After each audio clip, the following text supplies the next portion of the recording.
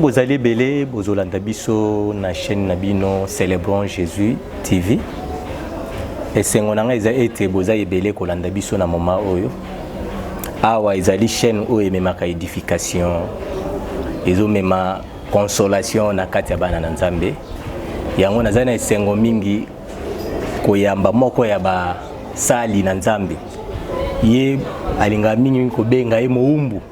Parce que yango nde ezali bongo titre na ye oyo andimeli kozala nango na mokili oyo azali bongo moumbu na Nzambe nde oyo nazali kokende na kopesa mbote papa na pesi yo mbote. Merci beaucoup Thomas na yambi mbote na yo Nzamba za lokomo libota na Nzambe baye bamoni pona mbala liboso balingi koyeba papa bingami na kombo ya nani. Ok, na bengami na kombo ya Shirley Lutete de Souza. Mais kombo e primara mingi ndenge yo moko lobi moumbu ya nkolo to prisonnier ya Yesu. To boy ya Yesu. Vous m'excuserez. Kombo vraiment oyo pona musala ya Nzambe. Donc à part kombo na utotanga papa Shirley Lutete de Souza, wana ezali kombo ya mama pe papa oya botinga pesinga ye. Merci beaucoup papa.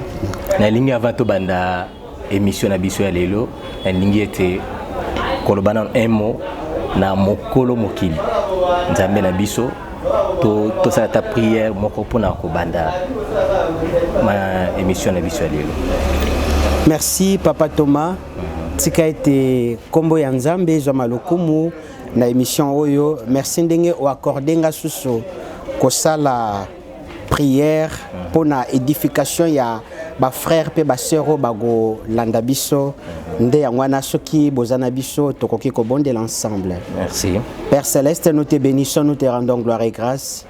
Laisse que ces moments d'édification soient un moment agréable, un moment qui va nous permettre de te rendre un culte agréable devant toi.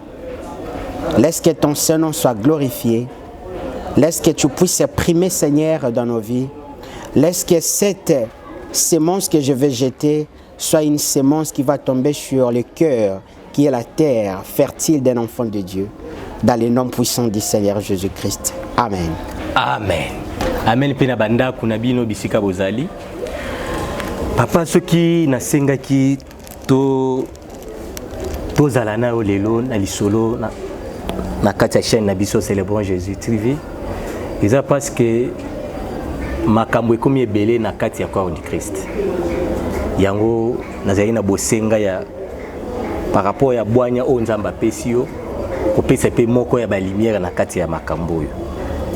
Ya liboso toningi nan koyeba eloko ne bengami lien. Merci beaucoup papa Thomas. Naza tellement béni na question oyo tuningai. Omoni lien ezelo mususute. Lien na Jean 1:12-13 tokoki kozwa déjà verset awawa na boyi ko communiquer biso ba pensée na ngai. Parce que nous surtout il faut la communiquer selon la parole de Dieu. Donc je vais prendre Jean 1:12-13. Jean 1:12-13 la version Semeur Bible lobi boye. Certains pourtant l'ont accueilli, donc la parole, ils ont crié en lui, donc la parole. À tous cela, la parole leur a accordé le privilège de devenir enfants de Dieu. Ce n'est pas par une naissance naturelle, ni sous l'impulsion d'un désir ou encore par la volonté d'un homme qu'ils les sont devenus, mais c'est de Dieu qu'ils sont nés. Dans d'autres versions, on dit ces gens-là qui sont devenus enfants de Dieu sont devenus des enfants de Dieu par la parole duquel ils ne sont plus nés de la chair, duquel ils ne sont plus nés de la volonté parentale, qui me renvoie rapidement dans ta question sur les liens, duquel que tous ces gens-là ne sont plus nés de la volonté du sang. Donc cela veut dire dans Jean 1:12-13, parole et est-ce qu'on séparer bango na ba volonté ya batutu ya mokili. Donc cela veut dire soko botami mwana ya Nzambe te parole est séparée na volonté mokilité. Donc cela veut dire ceux qui to ebisio za na ba lien, donc cela veut dire que to ebisio za mwana ya Nzambe te. Donc nakoki ko kenda encore mo musika susu mo muke ko limbola pona koloba ke soki to yebisi yo susu que ozamona ya nzambe te, donc tu ne seras pas enlevé. Donc quelqu'un qui te dit que tu es dans des liens, il est en train de te dire automatiquement que tu n'as jamais été un enfant de Dieu et tu ne seras jamais enlevé. Et il ne faut pas dire amen dans des choses que tu ne comprends pas. Et toi aussi tu dis oui, je suis dans les liens de ma famille, frères et sœurs. Tout ça là, c'est parce que je dis toujours, dans la prison, on a plusieurs types de prisons, notamment des prisons comme Akala. Ça, c'est des prisons corporelles, physiques. Mais on a aussi des prisons au niveau moral, au niveau de l'âme psychique, et on a aussi des prisons au niveau des spirituels. Et en ce qui concerne les prisons morales ou spirituelles, je n'ai pas besoin d'être un policier pour te mettre dedans. J'ai besoin de t'enseigner. Donc cela veut dire qu'à partir de là, tu ne peux jamais donner tes oreilles à n'importe qui. Parce que l'enseignement forge une qualité. L'enseignement forge la personnalité d'une personne. Donc cela veut dire ce que je suis en train de s'aimer en toi, c'est de te créer pour l'avenir. Donc cela veut dire la foi vient de ce qu'on entend. Et toi, on te dit que tu es dans des liens, tu acceptes. Mais or, le principe de la foi ne veut pas que seulement que tu entendes. Le principe de la foi veut que tu puisses aussi espérer pour que tu puisses vivre. Hébreux 11:1. Or, la foi est une ferme assurance des choses qu'on m'a dit. Alors je commence à espérer à ces choses-là, qu'on m'a dit que je suis dans les liens. Esclave na kolo. Libota na nzambe baza na kati ya donc nakobenga ondei. Oh nakomi komona ondre na kati ya église ole lumière eza na kati ekomi nde ténèbres muteko mokota na kati ya ya église. Question na ngeza boy. Tozana ba église ebele ou tozomona ba église comme bâtiment tozomona ebele. Mais de loin au monde que na kati église c'est Jésus qui est centré de loin.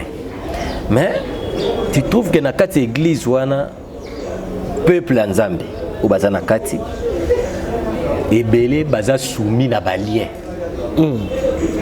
Or bayamba déjà Yesu comme mokonzi pe mopekisi. Est-ce que koki kozala possible que qu'un enfant de Dieu ou ayamba déjà Yesu comme mokonzi pe mopekisi azala soumis na balien pe a prier la rang chaque jour pour elongwa? Merci beaucoup Thomas. Nous répondre à nos premières questions. Réponse nanga et c'est basé le la moi question mais vous la réponse moi je pense que ça va édifier aussi beaucoup de gens. Baya ko yebisa na tongo que église na bino que ba mona ki ba sorcier ba zingi yango église na yo place que na bondela que ba sorcier ba ya ki ba zingi yango ba simbani ba ni ba ti église na bino na ba lien sikoyo soki ba beteli on na tongo o lobani ke ba ya ki na bango mais tika lo salelo pourquoi ozomona ke ba okokate waneza église ya nani ya Yesu siko or na yo na place okenda ko bondela wap église solo. Donc église solo normalement eza mutu ye moko. Exactement. Siko nzambe wana avandaka wapi na kati ya mutu. Donc cela veut dire nzambe abande ko vanda na ba temple na ancien testament comme vanda siko na kati ya ba. Siko pourquoi na édifice eza bâtiment okoki ko concevoir ngoto ko boyango mais pourquoi siko na oyo eza yo nzambe Yesu molimo santo avandi ba ange ba camper tout autour na yo ozondi mabaye biso ko za na balia tandis que na bâtiment déjà ko boyango. Eza question et réponse. Donc eza question na tunio mais bombi réponse. Pourquoi bazo memayo na dimension ya au rendre édifice et bâtiment sacré au moment que yosa d'abord plus sacré que édifice wana. Je tiens à dire que pour que tout le baké endroit où eza église, il faut que ba santu oyo bazab église bakutani wana. Donc cela veut dire ce que tu kutani 500 personnes et que na kati na biso ta mutu moko taza église kotana to kutani physiquement biso to benga église mais spirituellement eza église té. Vous êtes d'accord? Oui. Donc, bato bazo pesa plus importance na temple eza physique que temple eza spirituel que nous sommes. Je ne suis pas en train de dire de bannir les temples bâtiments, non. Mais quand est-ce qu'on peut donner l'importance na oba bengi édifice géographique? C'est lorsque biso batutozana nous ko contena nous biso otoza l'église ya solo. 1 Corinthiens 3:16, 1 Corinthiens 6:19. Ne savez-vous pas que c'est nous qui sommes la vraie église de Dieu? Donc cela veut dire, si tu ne peux pas concevoir que église bâtiment, quelle que soit capacité na bango, mais comment tu peux concevoir que yoza suko demeure ya nzambe? Nzambe wana avant d'être église wana te avant d'être kati na yo, et puis yom to sala église wana ezala bakanga na yo ba confisquer na nzambe wana. Mais kasi so que zana lien, donc c'est lui ba confisquer na nzambe wana azama kasite nazonga susu moi muke nazo répondre yo na moi ba branche belé homme de Dieu. O gomona ke soko tangi des actes des apôtres. Oui. Place molimo mo santo akiti. Aye ko vanda sikoyo définitivement na banzoto na biso ti na apocalypse. Apôtre mon côté abetel sur la balien parce qu'ils étaient constamment remplis par la plénitude du Saint-Esprit. Donc ils appellent ce moko ya babiloko, et souvent c'est les gens manifestent l'onction par la plénitude du Saint-Esprit. Nakoloba ce point mususu très important, homme de Dieu. Homme de Dieu, nzambaza injusteté. Soki mundele abongwani, muto mwindo abongwani baye na même église.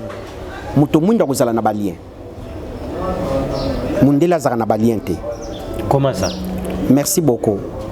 Et il y avait une sœur qui m'a répondu parce que culture na bango biso kindokeza makasi, je rigole parce que par exemple nga na uti na mboka Belgique, na Belgique eza capitale ya franc-maçonnerie na Europe mobimba. Siège na monde da capitale ya franc-maçonnerie parce que la Belgique est la capitale ya Europe. Et zappé capital spirituel.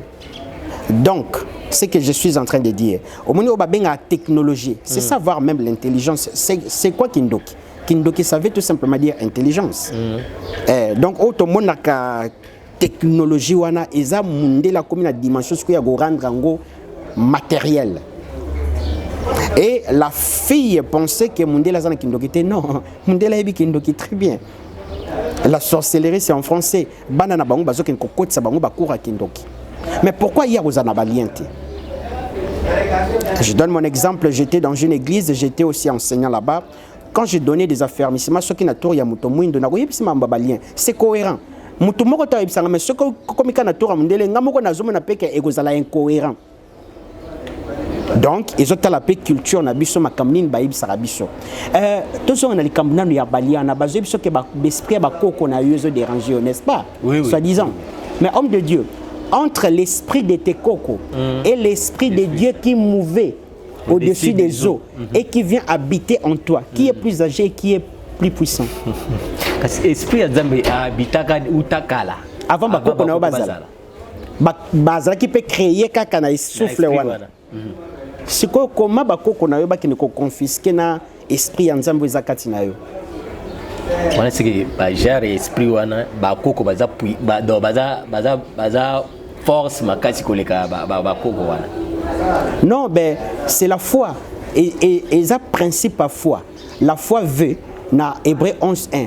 Or la foi est une ferme assurance des choses qu'on espère et une démonstration de celles qu'on ne voit pas. Mais pour que la foi, que tu puisses l'espérer et que tu puisses commencer à vivre des choses en question, il faut que tu l'entendes. Ce que tu donc, ils ont communiqué à travers Otozoyoka. Mais Makambona tout est libisoté banana nzambe. Mais au finish ya Makambona nyonso. Ba o bazo communiquer genre ya Makambo bongo. Qu'est-ce qu'ils visent normalement? Au fait, nazonga susu. Ndé ngona ogomona kena de Genèse, quelle que soit la Bible canonique, oyoyo, to ba Bible détéro-canonique qui comprend encore, je pense, 6 ou 7 livres de plus. Vous allez remarquer que de Genèse jusqu'à Malachi, lorsque Nzamba zotala, mutumoko boy roi, prophète, juge, azo matati na ba lignée na ye. Parce que dans l'Ancien Testament, Yesu anana noyete. Lorsque tu commis dans l'évangile, tu as la généalogie, ils n'ont pas Seigneur. On a une raison aussi de le dire. Parce que Jésus Christ a bandaki ministère n'était à l'âge de 18 ans. A bandaki ministère à l'âge de 30 ans. Conformément à les juifs, c'est à l'âge de 30 ans où il est adulte, majeur. Donc cela veut dire que Jésus Christ peut respecter qui loi.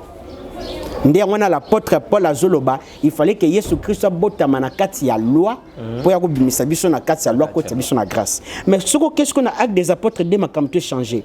Tangelanga oyo batanga koko na ye.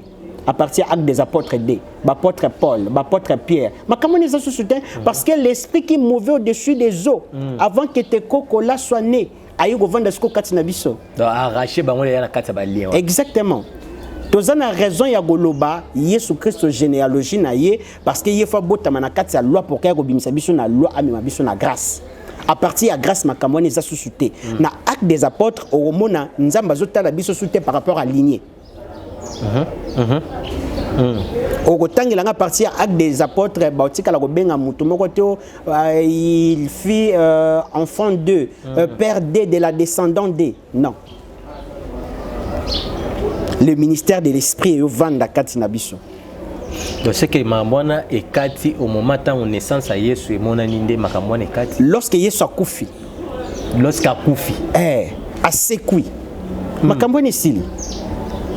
Makambo balien etali so bi sotin alors ceux qui na lingi na tia na lien c'est un petit G to lobi to za na ba prison spirituelle na ba prison morale ba prison wana pour que to kende ko kotsa yo na za na posa tena simba arme physique na za na posa na simba arme ezara makasi arme spirituelle to arme morale yango na za na ngo tala ngo papa yango arme spirituelle donc na telemi liboso na yo na pusani liboso na yo au lieu que na banda ko yebiso makambo ya Yesu solo nga na zuyo na se focaliser dans l'Ancien Testament na pesi une nouvelle alliance au Congo parce que l'Ancien Testament est l'ombre des choses qui doivent venir. La réalité c'est en Christ dans la nouvelle alliance. Donc cela veut dire que ceux qui tala enseignement tout ya ba lien au bando monango ba gomema en Ancien Testament. Oui oui. To pesi Nouveau Testament au Congo. Or la Bible ne peut pas s'interpréter par nos pensées. La Bible s'interprète par elle-même. Donc cela veut dire que lorsqu'il y a télémi, dans un verset dans l'Ancien Testament, il faut ce qu'on a éclaircir en la nouvelle alliance. Donc il faut que la prédication est à la christocentrique. Donc il faut à la centrer sur Christ.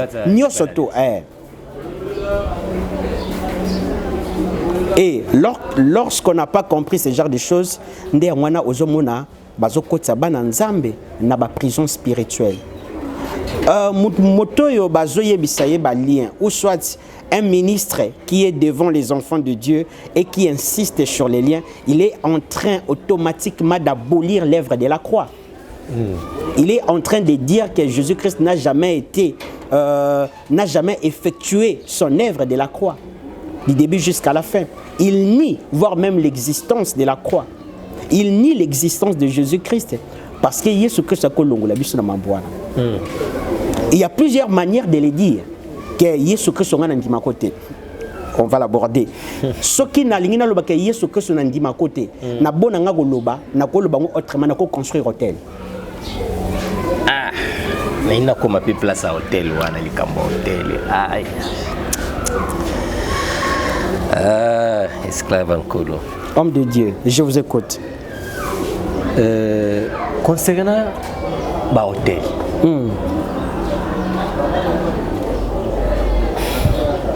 Combien de fois vous avez un hôtel dans la ville?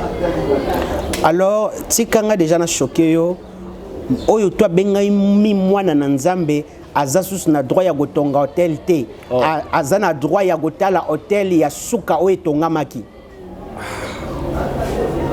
Mais na bana ya nzambe o nyonso tozoyoka tokomi na en passant sur le 15e hôtel tozobuka te wana ekomi classe ya Chanley. Soko tandi ba film ya ba Chanley za ba niveau wana o mema biso na mamba ba Chanley to beta masolo ya bana nzambe toma. Ola. Mais nazomona pe bana nzambe basangani ba yeko buka ba hôtel. Ba se conformer selon pays Gédéon ningezaki buka ba hôtel. Merci beaucoup homme de Dieu. Merci beaucoup homme de Dieu. Je tiens à préciser ce verset qui se trouve dans les livres des juges. Yesu n'a pas été. Mais Yesu a dans l'ombre. On est bien d'accord homme de Dieu. Oui. Gédéon muto Ancien Testament.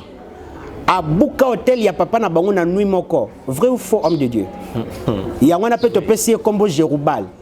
siko ye ayebaki na Yesu te siko yo yebi Yesu ozana nzambe papa ozana molimo santo comment ça lui 10 ans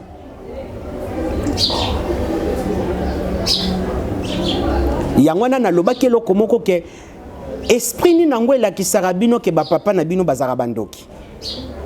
Vous pensez que nazo yawana naibi ke na bimi mo mukena question mais ekozongi sabi sona réponse wana. Est-ce que bi ke nzambe quelque soit papa na zandoki ayo la kiswango te? Sukuma na tuni Saint-Esprit nino elakisaka bino ke bapapa na bino na bamama na bino baza bandoki. Nzamba kozalaka na capacité ya koya kolakisa yo sokoza ministre. Donc okoza la mwana ya papa mais sokoza na likabo ya nzambe ministre. Donc oza na partie homme, oza na partie Dieu. Ah koya kolakisa partie homme te partie homme na tongo yo kolé papa na nzoto. Ayoko laksa partie de Dieu, homme de Dieu. Exactement, parce que vous êtes ministre.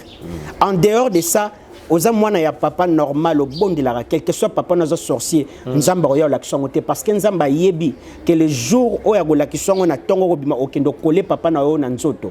Ce que coller papa na yo na nzoto c'est une malédiction. O yo yo ke pour que o longwa ato prier et longwa te. Faut okendo fuka maliboso papa. Nzamba yebi ke soki alakisi yango eko tinda yo okende ko briser ba principe divin o yatia honore ton père et ta mère afin que tu vives longtemps.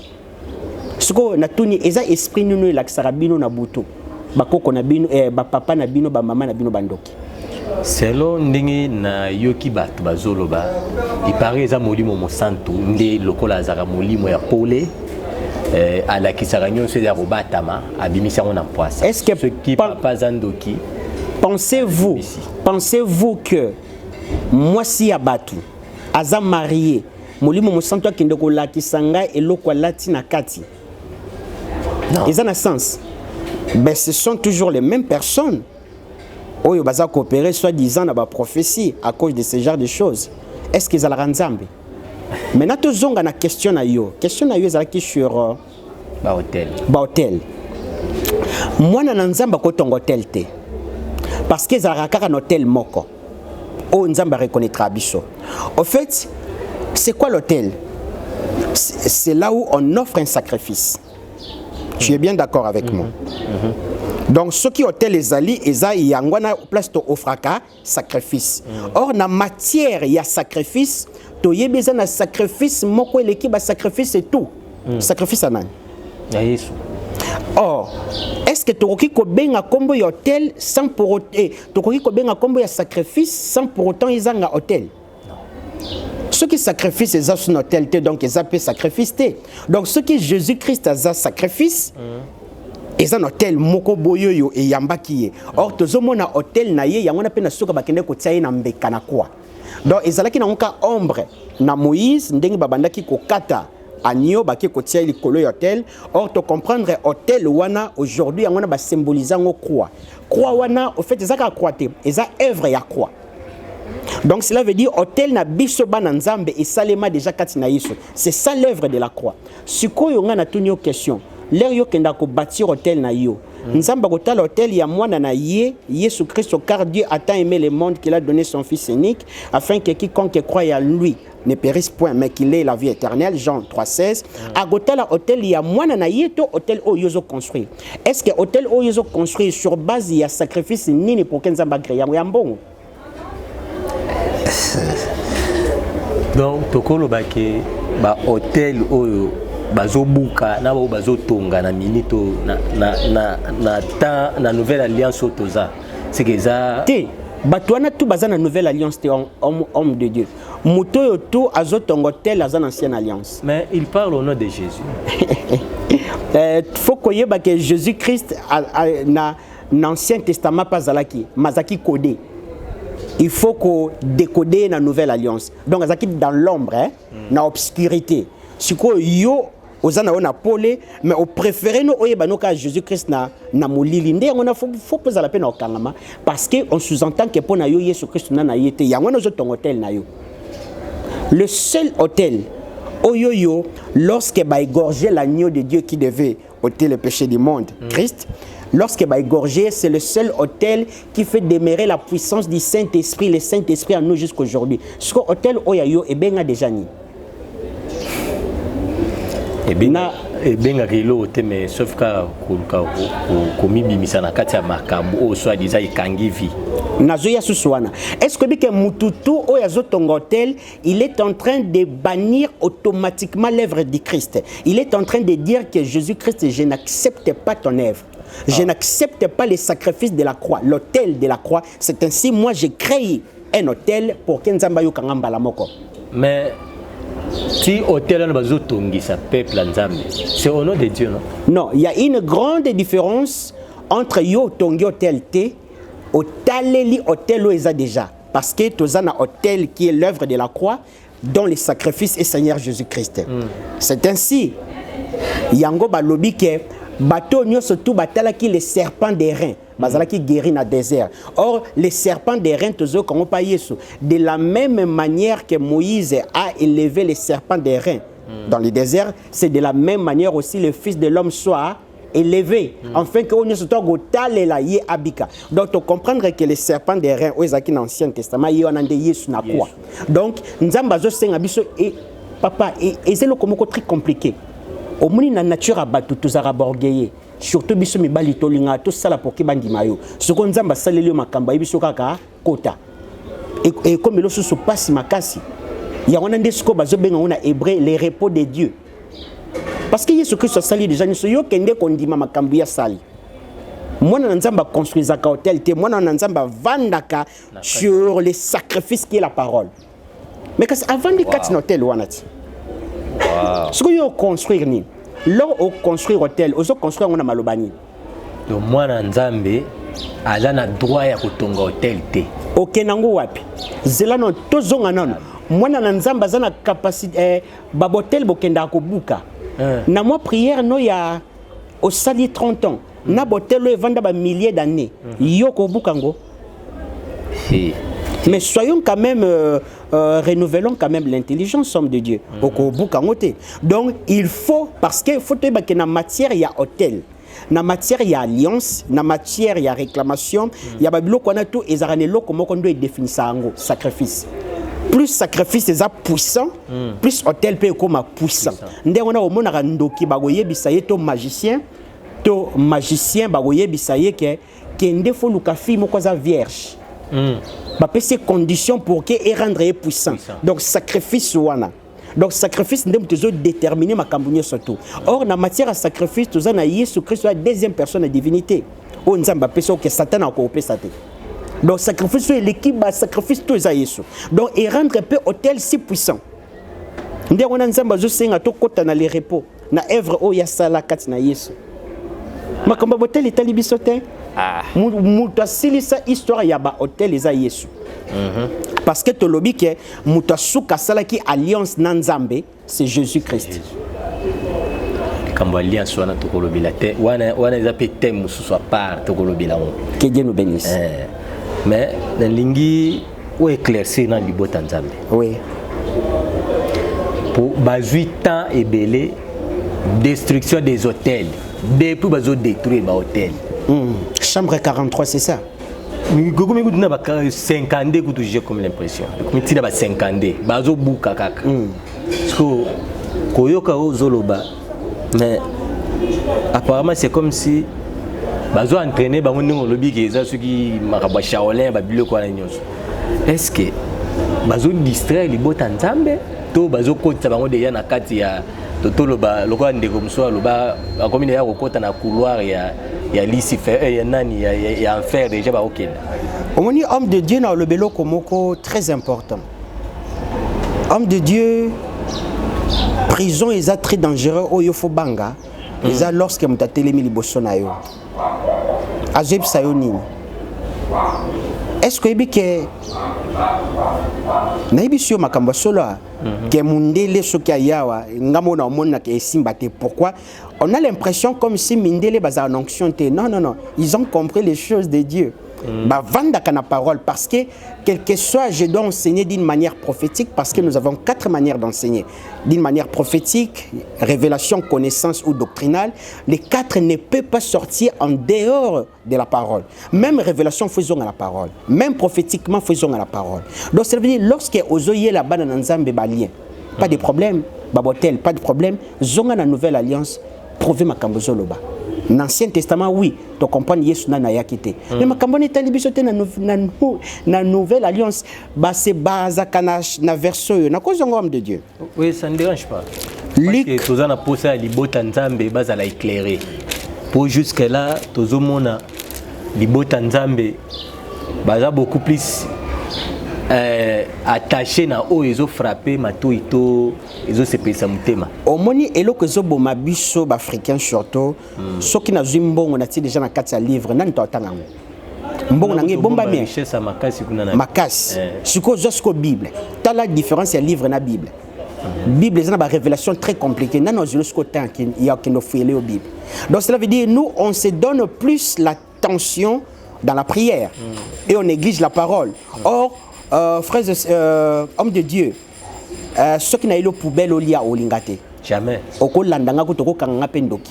Et la nature ne nous enseigne-t-elle pas? Dieu est plus grand que nous. Penses-tu que Dieu mange n'importe quoi? Dieu mange que sa parole. Même la prière n'a pas de bon de la gare. Parfois, nous avons angoté. Parfois, ils ont temps parce que nous oublions que la prière, c'est la parole. Tu bazo gêné, bazo tika mamuna bango nyonso. Prière na nzamba aoyo kangote. Na éclaircir. Tout ce que vous demanderez à mon nom, le Père vous exaucera, c'est ça. À mon nom, et nous, bisoto pensaka à mon nom, c'est comment nzambe pesanga biloko golia na bengani bandokite au nom de Jésus. Donc na sali au nom de Jésus. Non, non, non, non. Or, Jésus-Christ, c'est la parole. Donc, cela veut dire, je dois lui rappeler par rapport à sa parole. Sa parole. Nakobimisa malobananga te. Malobananga, c'est pas que nzamba yokango te. Agoyo kango mais na ba principe divin oyatia et gokota ta goyano lango te parce que Dieu mange que dans sa parole. Donc, c'est que prière au mutatangi juste quand Jésus na kati ils ont à dédicacer car mais la force et zandeti ba pesio kisi ya malaria eza 100 000 grammes yo za na malaria yo sikoyo lorsque papa pesi mu Congo ozio bukango me o melika ka 10 000 grammes o moni ndenge ogo wumela pono bika ozo mela ka 10 000 grammes ndi on a posé mon ba problème na biso parfois pe wumela o prier belé pas au prier. Au lobby maloba na belé na suko tika ka Jean 3:16. Car Dieu a aimé le monde côté sika moi 10 000 grammes quoi mkiwana. Je parle bien de la prière en intelligence, pas la prière en esprit. Tozonga na moi et loko na ngana fongola homme de Dieu. Tozana Luc 22 31e verset. La Bible dit Simon, fais attention. Satan vous a réclamé pour vous passer tous au crible. Comme on secoue les blés pour les séparer de la balle. Mais moi, donc Jésus, j'ai prié pour toi pour que ta foi ne vienne pas à te manquer. Et toi, le jour où tu seras revenu à Jésus, fortifie aussi tes frères. Au moni verso yoyo, ceux qui banni bâtiment na ba réclamation, ba oya goyeb sa yo verso yo. Frère, nazomona ba réclamation na famille na yo. Soko lingo tepatepo ki mabaye bazuyo.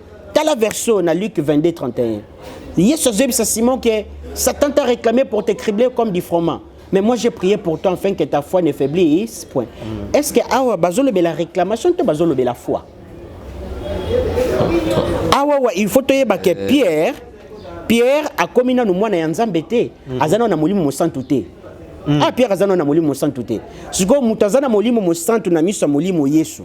Nde muto amoni que Satan azo réclamé ye. Donc moi je dois prier pour que la foi de Pierre ne vienne pas manquer. Donc problème est la foi ya Pierre nde Satan abande ko réclamer. Donc yangona tozonga.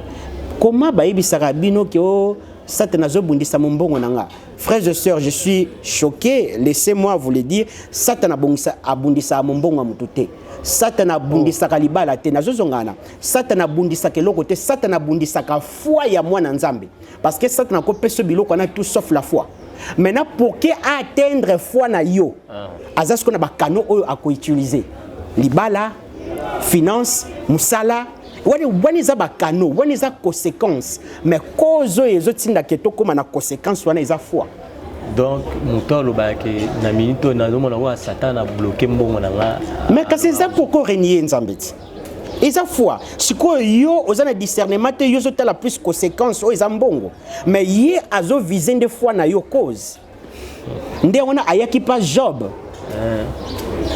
problème à Job ezalaki kaka a renier nzambe mais pour qu'il atteindre dimension ko déséquilibrer foi ya Job il fallait toucher libala ya Job il fallait toucher mon mbongo na ye makambo nyonso tout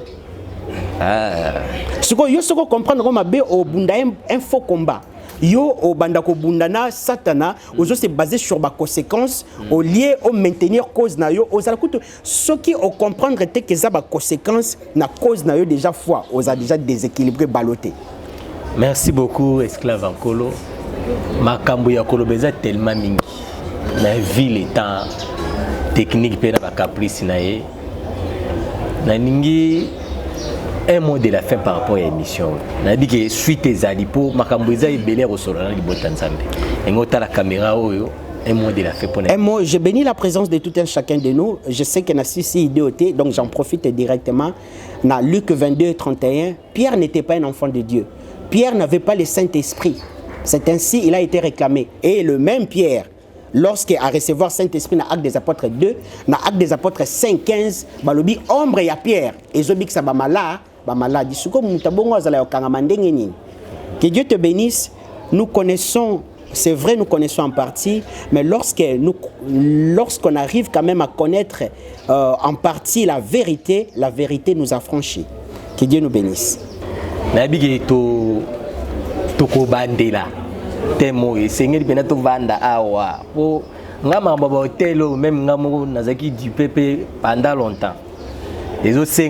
Il faut libota nzambe bazwa lumière likolo makambo tokoloba makambo o etali hôtel alliance nyonso il faut toza pena beaucoup plus éclairé na oui aussi ça bon te sans pour autant na pesa nzambe na biso mokeli Yesu Christo.